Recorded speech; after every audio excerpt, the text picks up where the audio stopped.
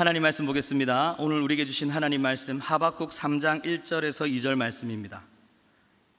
하나님 말씀 하박국 3장 1절 2절 말씀입니다. 다 같이 한 목소리로 읽도록 하겠습니다. 시기온 옷에 맞춘 선지자 하박국의 기도라. 여호와여, 내가 주께 대한 소문을 듣고 놀랐나이다. 여호와여, 주는 주의 일을 이 수년 내에 부응하게 하옵소서. 이 수년 내에 나타내시옵소서. 진노 중에라도 긍휼을 잊지 마옵소서. 아멘. 오늘은 하박국 선지자가 기록한 하박국의 내용을 살펴보도록 하겠습니다. 이 하박국은 남유다 말기에 쓰여진 책입니다. 짧은 성경인데 여기에는 하박국 선지자의 두 가지 질문이 나옵니다. 첫 번째는 왜 악한 사람들이 활개를 치는데도 하나님 그냥 보고 계십니까? 하는 질문입니다. 이 유다 말기에 얼마나 많은 사람들이 죄악에 빠져 있고 나라가 흔들리고 있고 범죄하는 가운데 있는데에도 하나님께서 왜 그냥 보고만 계십니까? 하는 질문입니다. 하나님께서는 이 질문에 대해서 대답하십니다. 내가 갈대아 사람들을 보내서, 바벨론을 보내서 그들을 칠 것이다 라고 대답하십니다. 여기에 하박국 선지자는 다시 한번 질문을 합니다. 바벨론을 보내서 친다고요? 이 바벨론은 더 악한 나라 아닙니까? 더 악한 나라를 보내서 유다를 치겠다고 하시는 겁니까? 하박국 선지자는 더 악한 이 바벨론이 유다를 치는 것이 이해가 되지 않았습니다. 하나님께서는 그들 역시 내가 심판할 것이다 라고 말씀하셨습니다. 이 두 가지 질문에 대한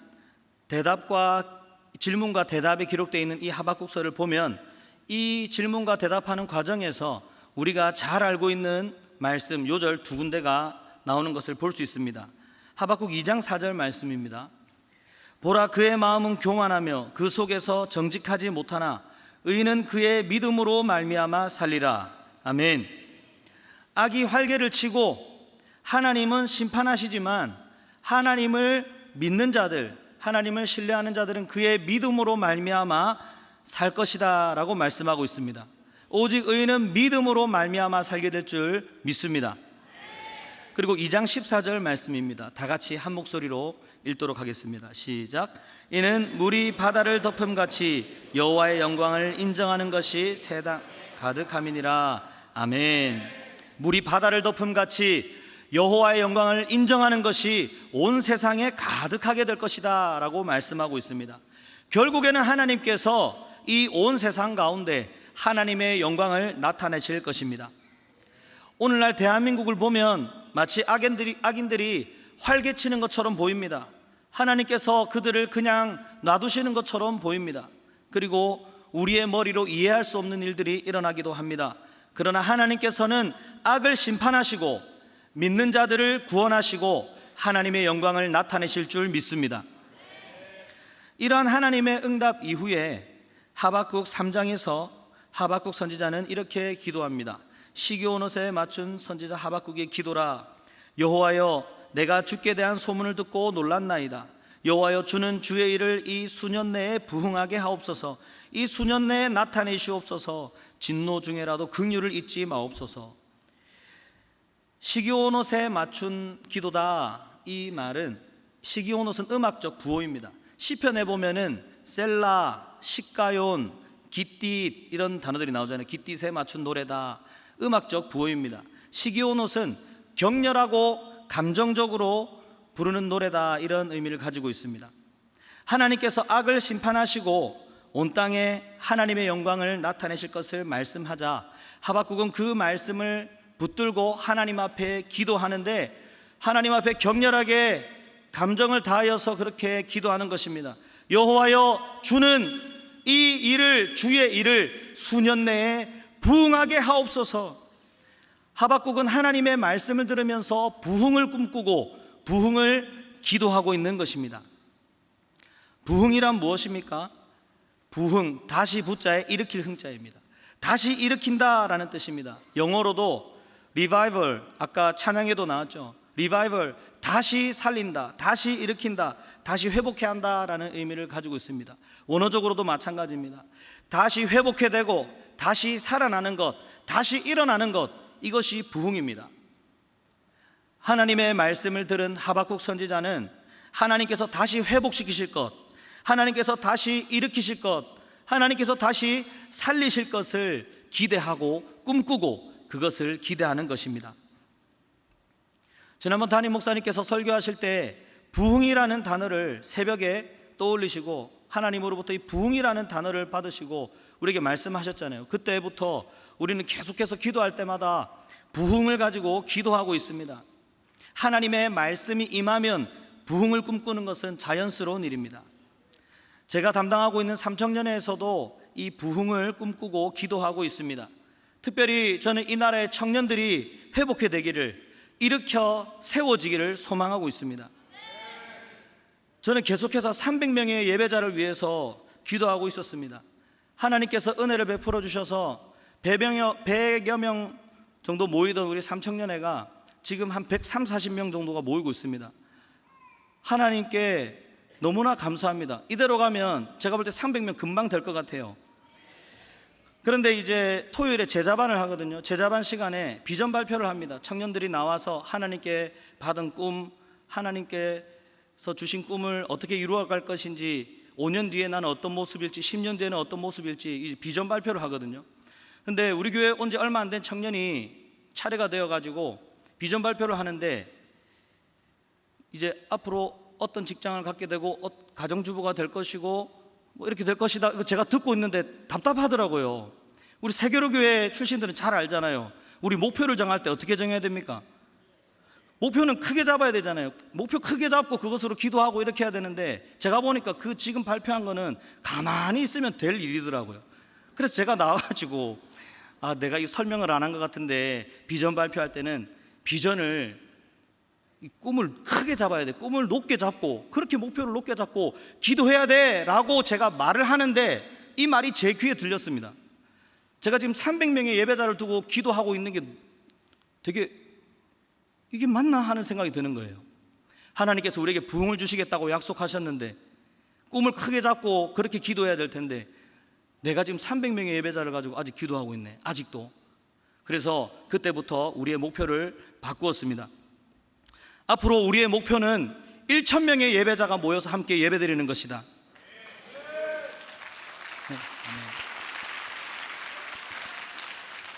제 믿음의 크기가 이거밖에 안 돼가지고 일단 1,000명 먼저 하려고요. 지금 우리 삼청년실에 한 200명 정도 들어가니까 너무 붐비더라고요. 그래서 한 200명 되면은 본당에 와서 예배 드리려고 계획하고 있습니다. 여기는 5,500명까지 예배 드릴 수 있으니까 1,000명은 사실 작은 목표죠. 그래도 우리 1차 목표는 이제 1,000명의 예배자이다, 이렇게 목표를 정하고 기도하고 있습니다. 이 숫자는 절대 불가능한 숫자가 아닙니다. 대학교 축제를 가보십시오. 부산에 축제를 하잖아요. 청년들이 어마어마합니다. 버글버글합니다. 제가 아침에 이제 목사님께서 재미나게 말씀하셨는데, 제가 챗GPT를 통해서 이렇게 검색을 해봤는데, 지금 부산에 있는 대학교의 재학생 숫자가 약 15만 명에서 20만 명 정도 됩니다. 20살에서 26살까지 청년들이 지금 한 24만 명 정도가 부산에 거주하고 있다고 합니다. 부산뿐만 아니라 경남까지 하면 얼마나 많은 청년들이 여기 있습니까? 그 중에서 1%만 모여도 얼마나 많은 청년입니까? 1,000명은 사실 그냥 꿈 같은 이야기가 아니라 실제로 하나님께서 우리에게 이루어질 수 있는 쉬운 일이라고 저는 믿습니다. 한국교회가 무너져가고 있다고 하고 다음 세대가 사라지고 있다고 하지만, 우리가 하나님 앞에 목표를 정하고 꿈을 꾸고 기도할 때, 전도할 때 하나님께서 우리를 부흥케 하실 줄 믿습니다. 하박국 선지자는 이렇게 하나님 앞에 부흥을 꿈꿨습니다. 그리고 그것을 가지고 하나님 앞에 기도했습니다. 1절 말씀, 시기온 옷에 맞춘 선지자 하박국의 기도라. 하박국의 기도라. 하나님께서 이렇게 하시겠다고 말씀하고 있는데 그냥 가만히 있어도 이루어질 것 같지만, 하박국 선지자는 이것을 가지고 하나님 앞에 뭐 했다고요? 기도했습니다. 하나님 앞에 기도했습니다. 우리는 우리가 소망하는 바를 살아계신 하나님께 간절히 아뢰 수 있는 그러한 특권이 있습니다. 우리가 기도할 때 하나님께서 속히 응답하실 줄 믿습니다. 특별히 그것이 하나님 나라와 의를 위한 기도라면 하나님께서 더 빠르고 강하게 응답하시고 기뻐하실 줄 믿습니다. 마태복음 6장 33절 말씀 다 같이 한번 읽어보겠습니다. 시작.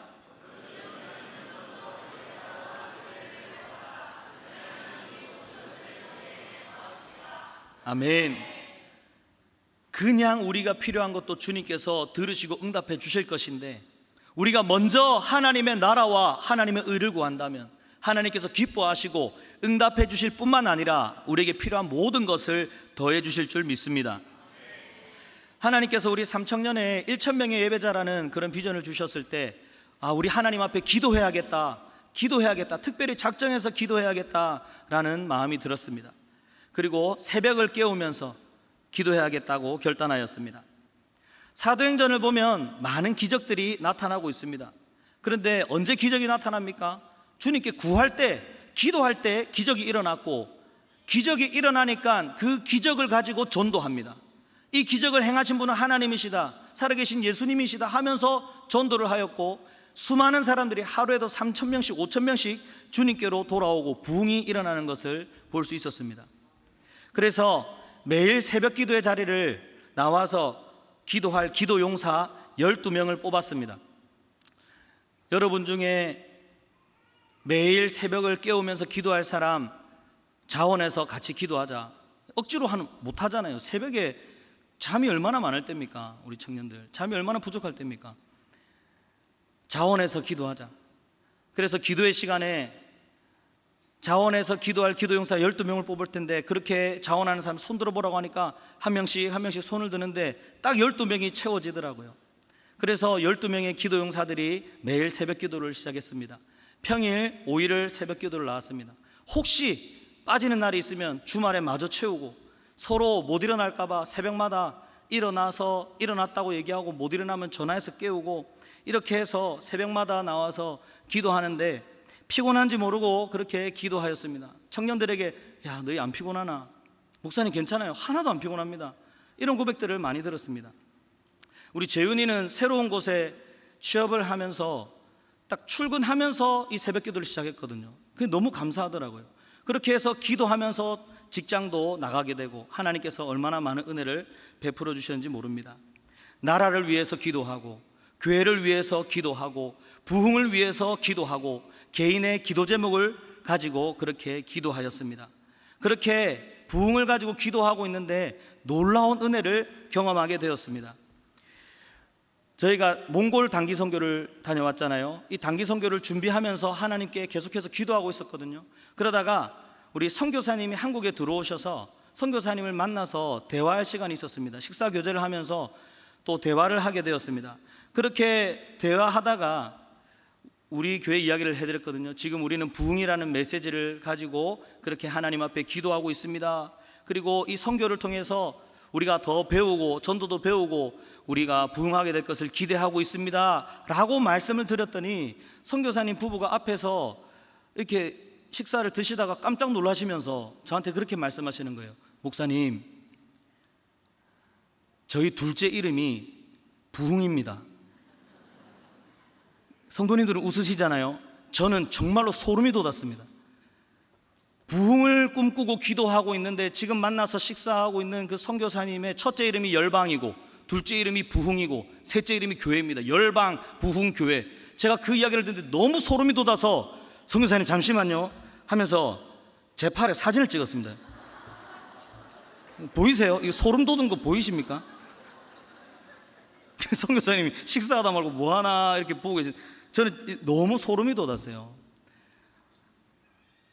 기도하지 않는 사람은 우연이겠지, 기도하지 않는 사람은 뭐 그럴 수 있지 이렇게 생각할지 모릅니다. 그러나 부흥을 꿈꾸면서 기도하고 있는 저에게 하나님께서 내 둘째 이름이 부흥입니다 라는 그 말씀을 들을 때 저는 엄청난 감격을 하지 않을 수가 없었습니다.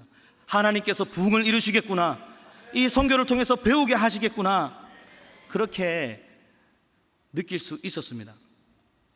그리고 정말로 이번 선교 때 많이 배우게 되었습니다.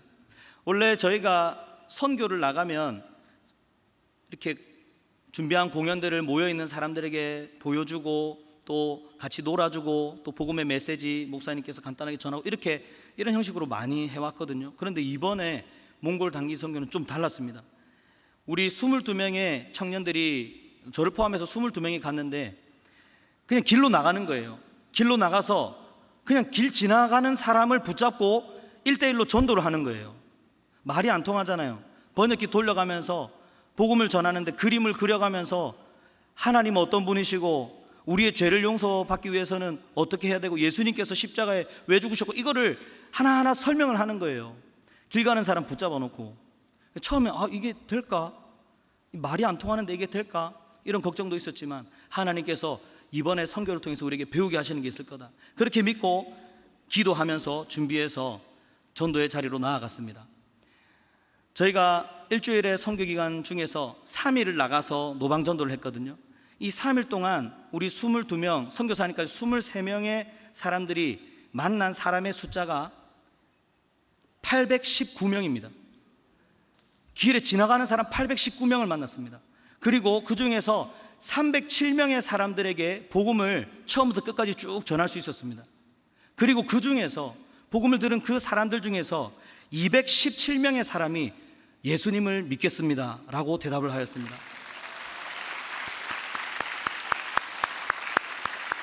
네, 하나님께 모든 영광 올려드립니다. 이렇게 저희가 전도를 하고 그날 밤 모여서 서로 같이 나누면서 어떤 은혜가 있었는지 나누는데 너무나 놀라운 은혜들이 많이 있었습니다. 저 사람한테 말 걸까 말까 고민하다가 그래도 내가 사람을 선택하면 안 되지, 하나님께서 보내준 사람이라 생각하고 나가서 전도했더니 그 사람이 예수 믿겠다 하고 그 사람이 예수님 믿겠다고 이렇게 한 사람 한 사람이 주님께로 돌아오는 것을 경험할 수 있었고요. 그 사람들을 초청해서 같이 코리안 나이트라고 파티를 하는데 같이 복음을 전하고 공연도 하고 같이 맛있는 것을 나누어 먹었습니다. 지난주에도 선교사님으로부터 연락이 왔습니다. 목사님, 우리 선교팀이 전도한 사람들 중에 요 사람이 주일에 또 교회 나왔습니다. 이 사람 연락처 누가 갖고 있습니까? 그때 우리 전도팀이 전도하면서 연락처를 받았거든요. 이 사람 연락처는 이거고요, 이 사람 연락처는 이겁니다. 지금도 몽골 땅이 변화되고 있는 줄 믿습니다. 그래서 어제도 제자반을 하면서 우리 청년들과 함께 이야기를 나누었습니다. 이렇게 우리 앞으로 전도할 거고 우리의 방식으로 이렇게 조금 다듬어 갈 거고 우리 앞으로 이렇게 훈련을 할 거고 우리가 가는 곳곳마다 이렇게 전도를 할 거다. 우리 2학기는 전도 모드다. 우리 하반기는 전도 모드다. 우리가 가는 곳곳마다 복음을 전하는 청년들이 되자. 우리는 복음을 전하기 위해서 살아가고 있는 거다.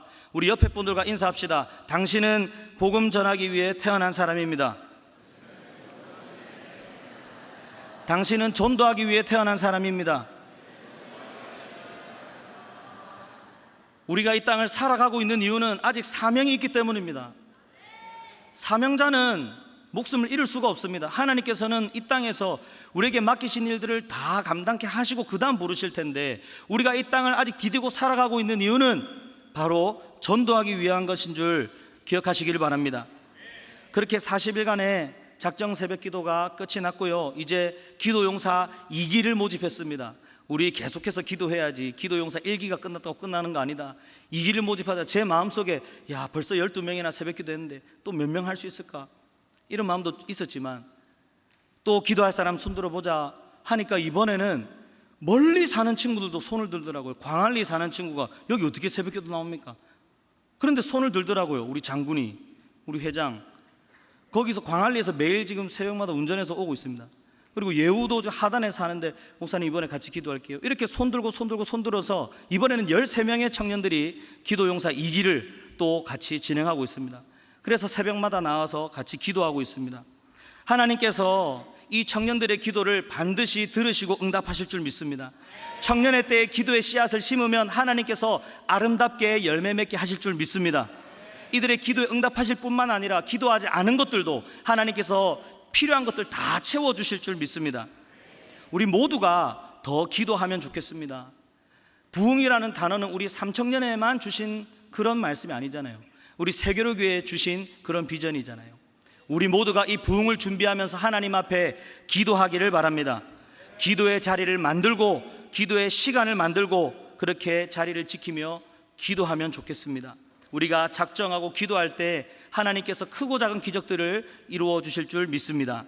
우리가 하나님께 기도할 때 하나님께서는 더 새로운 것들로 응답하시고 기적을 경험하게 하실 줄 믿습니다. 오늘 저는 단순히 수적인 성장을 이야기하는 것이 아닙니다. 그러나 저는 예수님을 믿는 청년들이 많아지면 좋겠습니다. 예수님 믿는 청년들이 많아져서 이 나라 곳곳에서 예수님 믿는 사람답게 살아가면 좋겠습니다. 정치, 경제, 사회, 문화, 교육, 국방 모든 분야에서 예수님 믿는 사람들이 예수님 믿는 사람답게 헌신하고 영향력을 끼치면서 살아가면 좋겠습니다. 그래서 한국교회가 부흥하고 대한민국이 부흥하기를 소망합니다. 우리가 부흥을 사모하면서 기도할 때 하나님의 기적이 일어날 줄 믿습니다. 저는 경험했습니다. 내가 하나님께 마음의 소원을 두고 기도할 때 하나님께서는 기적을 베푸실 뿐만 아니라 긍휼을 베풀어 주십니다. 기도하는 그 사람에게 긍휼을 베풀어 주십니다. 그리고 우리가 예상하지 못했던 일들도 이루어 주시는 겁니다. 하나님의 영광을 위해서, 부흥을 위해서 기도하며 복음을 전하며 살아가는 저와 여러분들 되기를 주님의 이름으로 축원합니다.